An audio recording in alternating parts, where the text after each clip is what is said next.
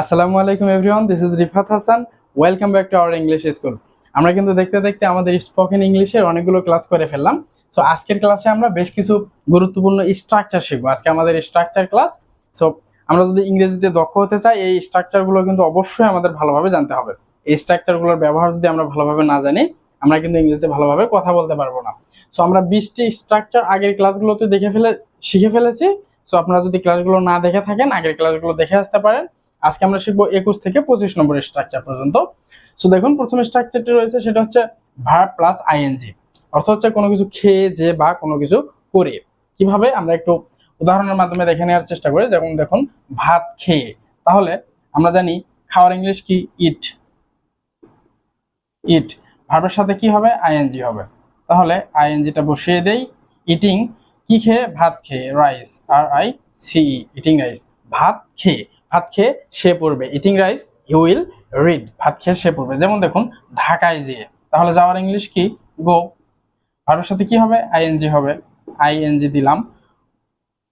Going to, কোথায় যেয়ে? ঢাকায় যেয়ে। ঢাকা, ঢাকায় যেয়ে আমি তোমার সাথে দেখা করব। Going to Dhaka, I will meet you. তারপর যেমন দেখুন, বোতল খুলে, তাহলে খোলার ইংলিশ কি? ওপেন। ওপেন, তার সাথে আইএনজি হবে। ওপেনিং, ওপেনিং কি খুলে? বোতল খুলে। বোতল খুলে। ওপেনিং বটল, যা ফর এক্সাম্পল আমি যদি বলি বোতল খুলে সোহাগ সিরাপ খেলো, তাহলে ওপেনিং বোতল সোহাগ টুক দা সিরাপ। আর ওপেনিং বোতল সোহাগ টুক syrup.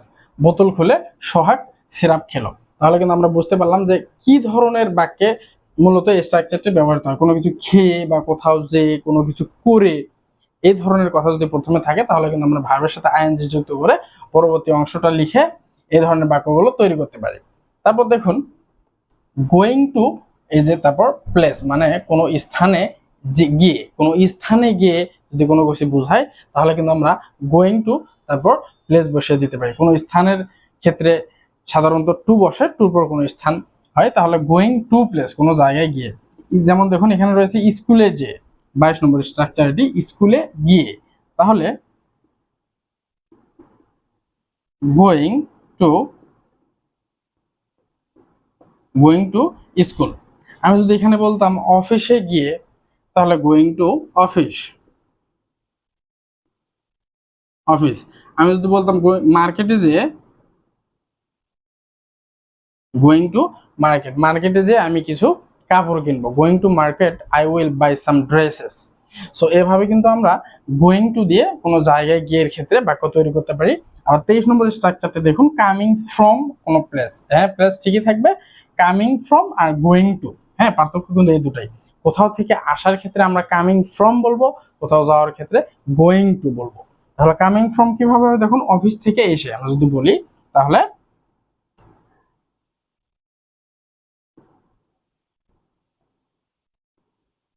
Coming from, coming from office, office থেকে এসে। অফিস থেকে এসে আমাকে রান্না করতে হবে। Coming from office I have to cook. So এভাবে কিন্তু আমরা দেখুন যে কোনো জায়গা এখানে বসিয়ে দিয়ে, কামিং ফ্রম অফিস না দিয়ে যদি আমি দিতাম coming from Dhaka, coming from home, বাসা থেকে এসে, ইংল্যান্ড থেকে এসে, কামিং ফ্রম ইংল্যান্ড। সো এভাবে কিন্তু এখানে জাস্ট জায়গার নামটা চেঞ্জ করে করে আমরা বাক্য তৈরি করতে পারি। সো আমরা 21, 22 এবং 23 নম্বরের স্ট্রাকচারটি শিখে ফেললাম। এবার আমরা দেখব 24 এবং 25 নম্বরের স্ট্রাকচারটি। সো 24 নম্বর স্ট্রাকচারটি এখানে দেখুন, দিস ইজ দ্য ভেরি, ঠিক এটাই অর্থে। কিভাবে ঠিক এটা হতে আমরা একটু দেখে নেই। আমরা অনেক সময় বলি না, এই সেই মেয়ে যে আমাকে জ্বালাতন করত, এই সেই বাড়ি, হ্যাঁ, এই সেই বাইক, এই সেই কার। এভাবে আমরা বললাম যখন কোনো কিছু নির্দিষ্ট করে বলতে যাই এটাই সেটা, সেই ক্ষেত্রে আমরা কিন্তু this is the very use করতে পারি।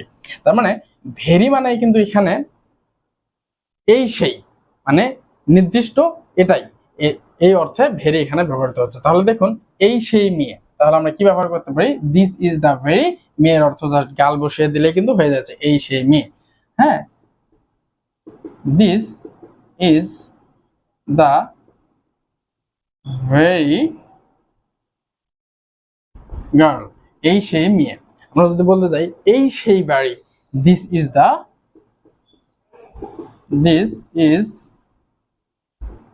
দ্য ভেরি হাউস, এই সেই বাড়ি। This is the very bike, আমরা যদি বলি এই সেই বাইক, তাহলে কিন্তু আমরা দিস ইজ দ্য ভেরি ব্যবহার করে এই সেই অর্থে কোনো কিছু নির্দিষ্ট করতে চাইলে সুন্দরভাবে এই স্ট্রাকচারটি ব্যবহার করতে পারি। এবং 25 নম্বর যে স্ট্রাকচারটি রয়েছে একটু দেখুন, it is then subject then who verb on.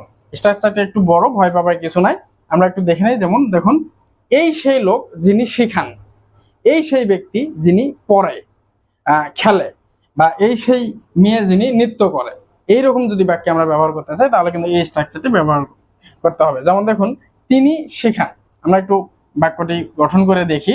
It is he, it is he who teaches,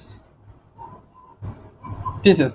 যেমন দেখুন, আমরা যদি এটা অনুবাদ করি, ইট ইজ হি, এটা তিনি, হু টিচেস, যিনি শেখান। হ্যাঁ, ইট ইজ হি, এটা তিনি, হু টিচেস, যিনি শেখান। বাট এখানে হচ্ছে কি তিনি শেখান, আমরা কিন্তু এভাবে বলিনি এটা তিনি যিনি শেখান, সরল অনুবাদ করতে হবে তিনিই শেখান। হ্যাঁ, যেমন দেখুন, তারাই খেলে, it is they, it is they who play, it is they, এটা তারা, হু প্লে, যারা খেলে। এভাবে না বলে কিন্তু আমরা সরল অনুবাদে সিম্পলি বলতে পারি তারাই খেলে। আবার দেখুন, মেয়েটি নৃত্য করে, মানে এটাই সেই মেয়ে যে নৃত্য করে, এভাবে না বলে আমরা বলি মেয়েটি নৃত্য করে। তাহলে it is the girl, girl who who dances, it is the girl who dances, এটাই সেই মেয়ে যে নৃত্য করে, তাহলে মেয়েটি নৃত্য করে। এভাবে কিন্তু আমরা তাহলে তিনি শিখান বা তারাই খেলে, মেয়েটি নৃত্য করে, এই ধরনের যে বাক্যগুলো রয়েছে এই স্ট্রাকচারটি দিয়ে জাস্ট ইট ইজ, এই যে ইট ইজ, তারপর এখানে সাবজেক্ট বসবে হি, দে অথবা দ্য গার্ল, সাবজেক্টগুলো বসবে। তারপর দেখুন এই যে হু বসবে, সবগুলোতে হু রয়েছে। তারপর কিন্তু এই যে ভার্বটির বেস ফর্মটি সবসময় বসবে। সো আজকের এই ভিডিওতে আমরা বেশ কিছু স্ট্রাকচার শিখে ফেললাম। আমরা কিন্তু স্ট্রাকচারগুলো শিখে শুধু বসে থাকবো না, বাসায় এগুলোতে অবশ্যই প্র্যাকটিস করব। প্র্যাকটিস করলে কিন্তু আমাদের মুখের জড়তা কেটে যাবে এবং ইংরেজি আস্তে আস্তে আমাদের মুখে আসতে শুরু করবে। তখন আর আমাদের স্ট্রাকচার ভেবে ভেবে বলতে হবে না, অটোমেটিক কিন্তু আমরা বলতে পারবো। So if you think this video is helpful for you, you can share this video with your friends, family members and relatives.